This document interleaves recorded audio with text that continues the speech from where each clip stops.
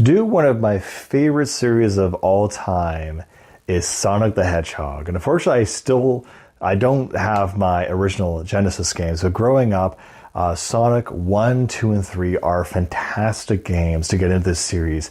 And because there are so many games, it's a bit daunting as to where to start. And Sonic 2D and Sonic 3D are two very different kinds of animals. So you could almost divide them between those two. But if we just look at 2D specifically, or 3D, a perfect place to start is actually the original Sonic the Hedgehog.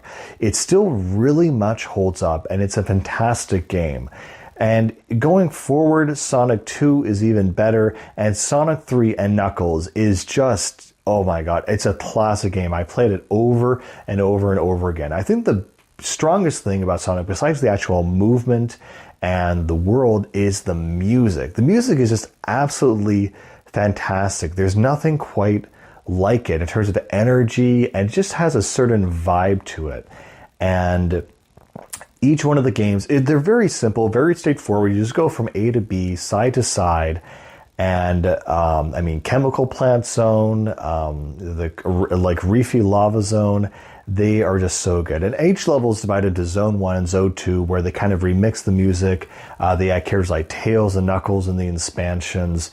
But yeah, specifically Sonic 3 and Sonic and Knuckles, each one of these games, they're super, super short. You can beat them in like a day, an afternoon, if you're pretty good at them. And you can definitely beat them to completion easily, because that's what they're designed to be. Fun, short games that just really capture a distinct emotion. And for getting to the Sonic series, it's a perfect place to start, because having a fast character and a fast game to play, that is what the series is all about. Now, it takes a bit of a turn when we move into the 3D space, because when we enter the 3D zone, it's a little bit iffy, and some of the entries aren't quite as strong. Nintendo was going through Mario and Zelda into 3D, and Sonic was also moving to 3D, but it was definitely rougher, especially at first. Now, technically, people will say Sonic CD is the first, full, real, Sonic 3D game, which it technically is, but no one really remembers that fondly. But what people do remember fondly is Sonic Adventure. Now, originally the first 3D Sonic games were on the Dreamcast. These are the GameCube versions, which are the Director's Cut or the Battle version for Adventure 2. But the Sonic Adventure series is rather particular. Frankly, 2 is everyone's favorite, but even the first one isn't bad either. It's a bit gimmicky, it's a bit odd in some ways, but it's still a great game and has some great value. It also introduces us to this new world of 3D Sonic and just the tone that we're going for. From here on in, what really impresses me are the intros to these games. The intro to Sonic Adventure with Open Your Heart and showing Eggman in 3D, fully rendered, CG cutscenes, Amy and all Knuckles and Tails. It's really, really cool. So Sonic Adventure, it's a new kind of game. It has a focus on having a story and developing a story. What are the Chaos Emeralds? Where did Chaos come from? They introduced a new enemy in this game called Chaos, who is like an embodiment of this liquid water that comes from the Chaos Emeralds, and kind of the backstory. And so while this wasn't my favorite game growing up, I still very much enjoyed it because it gave us context really for its sequel, which I just adored. So yeah, by all means, you can start with the original Sonic, but if you want to start with 3D Sonic, you kind of have to start with Adventure, which is unfortunate because my absolute favorite of the series is Adventure 2. This one being Battle, the GameCube version, because they added a 2-player mode. I'm pretty sure that was in Dreamcast, I'm not sure. But this is the game that changed it all for me. This is not only the game that introduces Shadow the Hedgehog, but it just revitalized the entire tone of the Sonic franchise. This is the coolest game you will ever play. And what is core and center stage here is the music. The soundtrack for this game completely blew away anything I was listening to at the time. My entire music taste has been shaped by this game alone. And its mechanics and fluidity are unmatched. Even in the future entries, people talk about Sonic's speed. This is the only game that feels appropriate to me. The way that Sonic can accelerate and slow down feels so natural. So not only in gameplay, but in story, in music, in pacing, everything. This game is ridiculously good, and I had no idea how good we had it. If you want to understand why people are autistic about Sonic, you will play this game and you will understand. I think it's funny that most people know this game through fan dubs or fan creations, but this is an absolute classic. This is one of my favorite games of all time. Besides Ocarina of Time, this is actually up there as one of my favorites. And the original ranking for it on IGN was a 6 out of 10, which is just criminal. It's absolutely amazing. And the thing is, you play as two different stories, Hero and Dark, which is Sonic, Tails, and Knuckles, and Dark being Shadow, Rouge, and Eggman.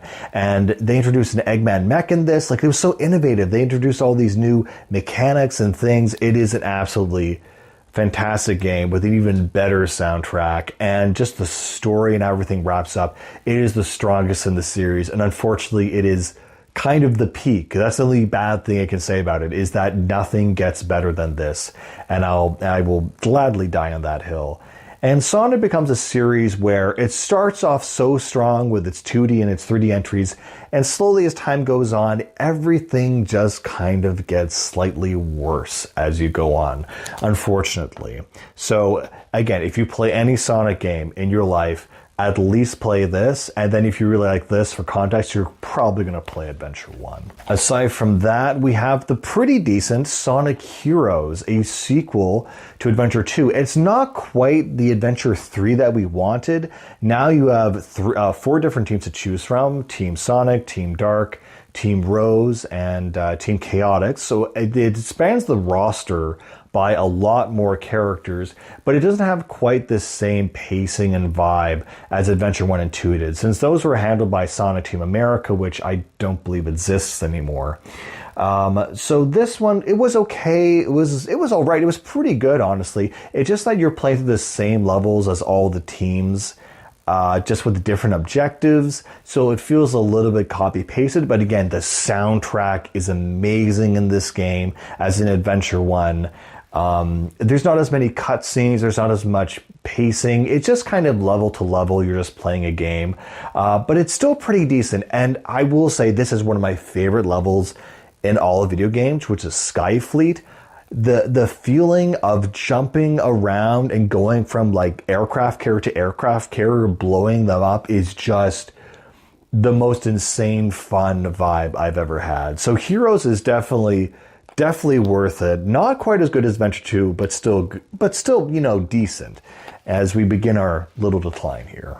Next is the Edge, the Edge wave that happened in the early 2000s with Shadow the Hedgehog. And this game was definitely trying to capitalize on a certain demographic. Well, obviously Shadow was so popular in Adventure 2, they decided to make his own game. And this is definitely where things get, less than decent. Like, it's not bad. Again, the soundtrack is always kind of doing the heavy lifting in these games. You have like a bunch of different endings where Shadow can choose good or evil objectives in each mission. And then you have a bunch of different endings, which don't really matter because there's always one canon ending that ties everything together.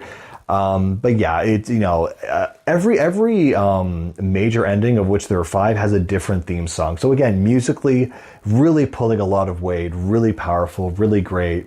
It's just the gameplay's not great. Like the integration of the guns, they have an auto lock-on feature, which is okay. Like everything's kind of okay here. It's very rough, but the soul is really lifting it up. And this has, I don't know, if you like Heroes, you're going to like this. And again, we continue our little story here. And then next, before we exit the GameCube era, we have Sonic Riders, which I honestly recommend. It's, in terms of racing games, I'm not super big into them, like, Mario Kart or Need for Speed or Lego Racers, I don't know. But in terms of racing games, I think this has held up fairly decently. And again, the soundtrack does a lot of the weight pulling. They introduced a new team of, these jet racer guys, Team Babylon or something.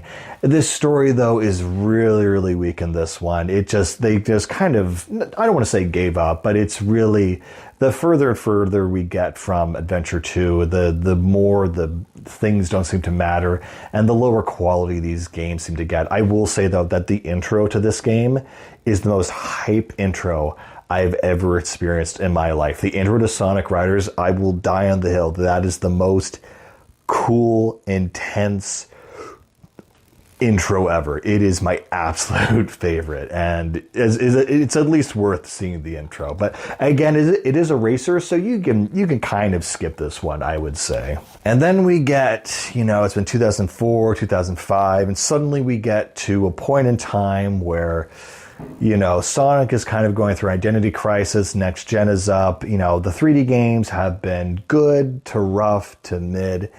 And suddenly we have the cavalcade and the curtain that falls on this stage, which is Sonic the Hedgehog 2006, or just Sonic 06, as is infamously called. This was the game that, from the trailers and from the hype, it looked like Adventure 3. It looked like we were finally getting a proper sequel to Adventure 2, where we introduced a new character, Silver, from the future. And we thought, this is going to be a cool new vibe, a cool new character. It's next-gen Sonic. They're going to fix all the 3D issues and, make a game that's truly worthy of being the successor to Adventure 2. And, man, this is considered one of the worst games of all time because the controls are just broken. And it's weird. Sonic has been on a Nintendo system ever since Sega exited the console market. But here for the first time in 2006, they wanted to do an HD game. And so for whatever reason, because the discrepancy between the 360, the PS3, and the Wii was so large, it's only on 360 and PS3. And it is just a disaster of a game. It is just... I actually don't even know. It's hard to describe how broken the controls are. I mean, Sonic in the previous games, there was a bit of jank, but it always worked. This is embarrassing. And the story to boot, it was of the scale and size of what we expected, but of the worst quality. There's like a romance between Sonic and a human princess.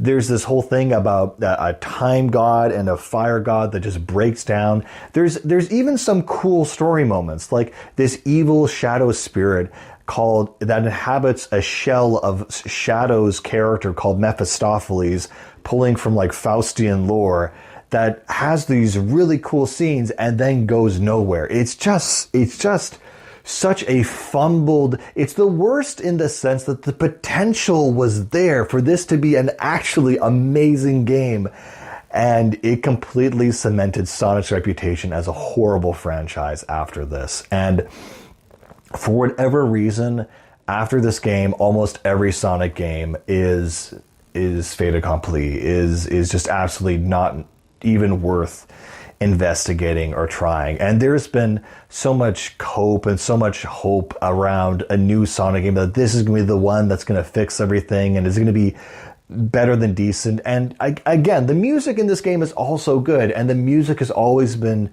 the heavyweight pulling this franchise, giving people a reason to actually play the games. But the gameplay is so horrible in this one that not even the OST could save it, sadly. But man, this is such a nail in the coffin for the franchise that people just kind of gave up on it, frankly. Still, there are some great songs in here, but after this, there was no recovery. It was like a death knell. And after that, there's one last game that I would say is decent, which is Sonic and the Secret Rings on the Wii, of all things. This was like a beginning of a Sonic storybook series when it went into different fables and myths.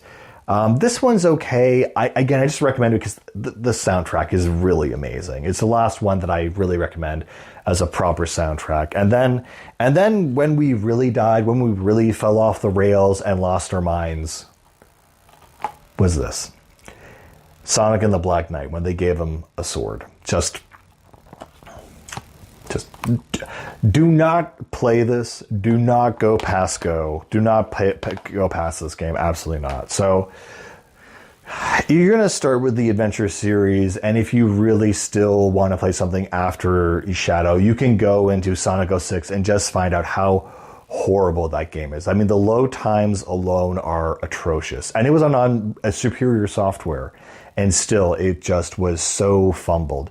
And ever since then, from even Sonic Generations, Sonic Forces, Sonic Frontiers, Sonic Boom, just everything after Sonic 06, I simply cannot condone that you play. You can watch Let's Plays or download or look at the soundtrack, but man, even the Black Knight, there's only a couple good songs in there.